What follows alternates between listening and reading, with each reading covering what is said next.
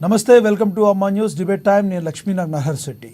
Parliament ఎన్నికల వేళ తెలంగాణ రాజకీయాలు కీలక దశకు చేరుకున్నాయి. ముఖ్యంగా కాంగ్రెస్ పార్టీ దూకుడుతో బీఆర్ఎస్ పార్టీకి నిద్ర పట్టకుండా ఉందని అనడంలో అతిశయోక్తి లేదు.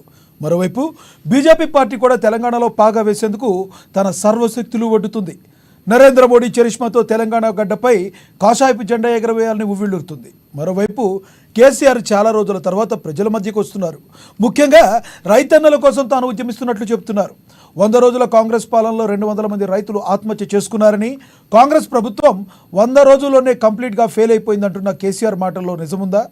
అసలు తెలంగాణ రైతాంగాన్ని తాను ఉద్ధరించానని చెప్తున్న కేసీఆర్ మాటల్లో నిజమెంత? నిజంగా కాంగ్రెస్ ప్రభుత్వం అన్ని రంగాల్లో 100 రోజుల్లో ఫెయిల్ అయిందా? ఇదే అంశాన్ని ఈరోజు చర్చలో కొనసాగిద్దాం. చర్చలో పాల్గొనేందుకు మనతో సిద్ధంగా ఉన్నారు బీఆర్ఎస్ నేత స్వామి వివేక్ పటేల్ గారు, అదేవిధంగా కాంగ్రెస్ నేత ఆచార్య గారు జూమ్ కార్డులో అందుబాటులోకి వస్తారు. రాజకీయ విశ్లేషకులు పాపిరెడ్డి గారు కూడా జూమ్ కార్డులో అందుబాటులో ఉన్నారు. గుడ్ ఆఫ్టర్నూన్ అందరికీ. ముఖ్యంగా రాజకీయ విశ్లేషకులు పాపిరెడ్డి గారు, గుడ్ ఆఫ్టర్నూన్ సార్.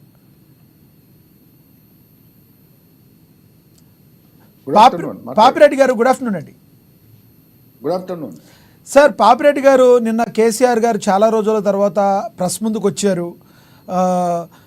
చాలా టైం ఇచ్చాము ఇప్పటికే మనము కాంగ్రెస్ పార్టీకి, కాబట్టి వాళ్ళు కుదురుకోవాలని టైం ఇచ్చాము, కానీ ఇంత దారుణంగా ఉంటుంది అనుకోలేదు, ఇంత కంప్లీట్గా ఫెయిల్ అయిపోయింది అనుకోలేదు. రానున్న రోజుల్లో రాష్ట్రం అంతా రైతుల కోసం నేను ఆందోళన చేపడుతున్నాను అంటున్న కేసీఆర్ మాటలను ఎలా చూడాలి మనం? ఇప్పుడు కేసీఆర్ గారు ఒక ప్రతిపక్ష నాయకునిగా ప్రజల సమస్యలను తెలుసుకోవడం కానీ ప్రజల సమస్యల పైన పోరాటం కానీ చేయొచ్చు. ఎవరికేం అభ్యంతరం ఉండదు, ఎందుకంటే ప్రతిపక్షాలు బాధ్యత అది. కానీ కేసీఆర్ గారు నిన్న మాట్లాడిన మాటలలో వాస్తవికత కన్నా కూడా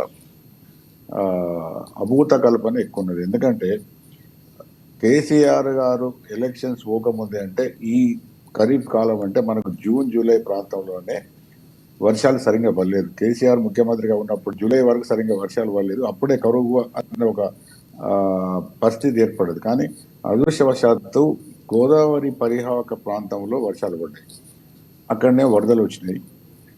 ఇటు కృష్ణా నది పరివాహక ప్రాంతాల్లో వర్షాలు పడలేదు. మొత్తం మహారాష్ట్ర నుంచి మొదలు పెడితే కర్ణాటక, తెలంగాణ, ఆంధ్రప్రదేశ్లో కూడా పెద్ద ఎత్తున ప్రాజెక్టులో నీళ్ళు నిండలేదు.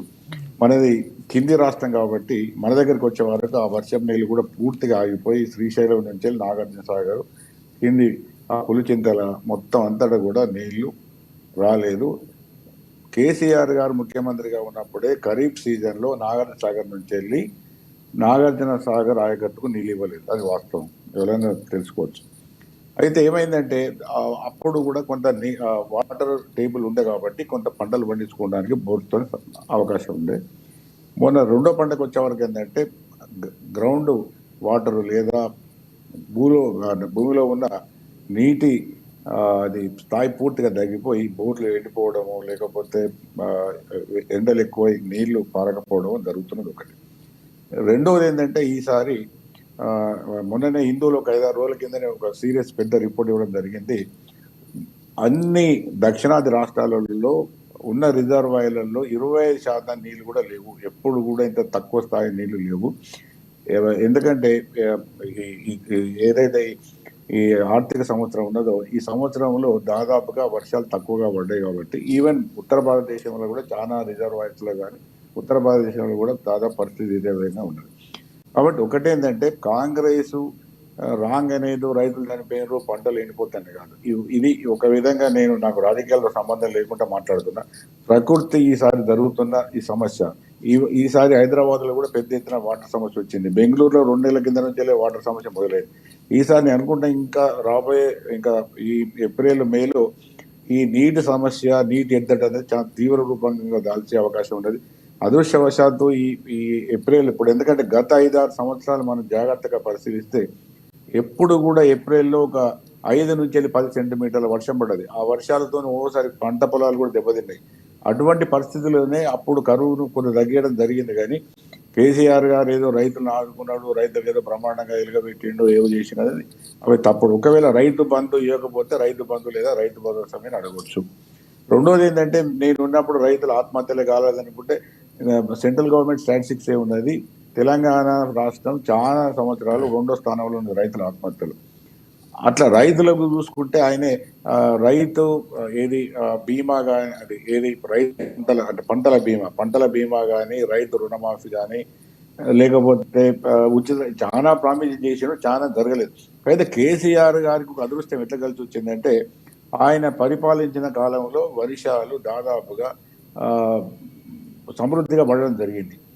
ఆ వర్షాలను ఆయనే కాళేశ్వరం 1 కోటి ఎకరాలను చూపెట్టి ప్రజలను నమ్మించి అన్ని రోజులు రాజ్యం చేయడం జరిగింది. గత 2 సంవత్సరాలు అంటే ఫ్లడ్స్ వచ్చి కాళేశ్వరం మునిగిపోయిన, పంప్ సెట్లు మునిగిపోయినప్పటికీ కూడా, ఈ సంవత్సరం కాళేశ్వరం పెట్టి కుంగిపోయినప్పటికీ కూడా అక్కడి నుంచి వెళ్ళి కానీ అంతకుముందు కానీ పెద్ద ఎత్తున నీళ్ళు రాలేదు. అయితే నీళ్లు ఉన్నప్పుడు కూడా వాళ్ళు పంపింగ్ చేయలేదు. పంపింగ్ చేస్తే కూడా కొంత ఈ గోదావరి పరివాహక ప్రాంతంలో ఉండేది.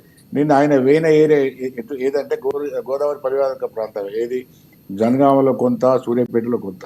అయితే ఈసారి రిజర్వాయర్స్లో కూడా ఒకవేళ కేసీఆర్ గారు ఆ వర్షాకాలమే ఒకవేళ కాళేశ్వరం నుంచి పెద్ద ఎత్తున నీటిని తోడిపోసి లోయర్ మానేరు, అప్పర్ మానేరు ఇవన్నీ నింపగలిగితే కొంత బాగానే ఉండదు. కానీ వాళ్ళ పరిపాలన చేయలేదు. ఎప్పుడైతే అది మన కాళేశ్వరం కొంత కుంగుతాన్ని తెలవగానే మొత్తం నీళ్ళని వదిలిపెట్టి నీటిని పంపింగ్ చేయలేదు. నీటిని పంపింగ్ చేయకపోవడం వల్ల ఏమైతుందంటే, ఇప్పుడు ఈ శ్రీరామ్ సాగర్లో తగినంత నీటి అది లేదు కాబట్టి అవి ఇప్పుడు మన సూర్యాపేట అంటే టేల్ ఎండ్ అంటే లాస్ట్కి వచ్చే ప్రాంతం, శ్రీరామ్ సాగర్ ప్రాజెక్టుకు ఆఖరికి అంతిమంగా వచ్చే ప్రాంతం సూర్యాపేట. కాబట్టి సూర్యాపేట కానీ దేవుడిపల్లి నేను తిరిగినవన్నీ కూడా అవి వర్షాలు తక్కువగా ఉంటాయి, కరువు ఎక్కువగా ఉంటుంది. వాటర్ టేబుల్ కూడా తొందరగా పడిపోయింది కాబట్టి ఈ కరువు ప్రాంతం వచ్చింది. అయితే ఒక విషయం ఏంటంటే, నేను కాంగ్రెస్ ప్రభుత్వానికి కూడా చెప్పదలుచుకునేది అంటే, రైతులకు ఎట్లా పంటలు ఎండిపోయినా లేకపోతే నష్టపడ్డా కూడా ప్రభుత్వం పోయి ఆదుకోవాలి, వాళ్ళకి తక్షణమైన సాయం చేయాలి, వాళ్ళకి ఎటువంటి రిలీఫ్ ఇవ్వాలో అది ప్రభుత్వం చేయాలి. చేయకపోతే మాత్రం కేసీఆర్ దాని మీద తప్పకుండా రాజకీయం చేసి రాజకీయంగా దాన్ని అనుకూలంగా మార్చుకునే అవకాశం మాత్రం ఉంటుంది. కాబట్టి ఇది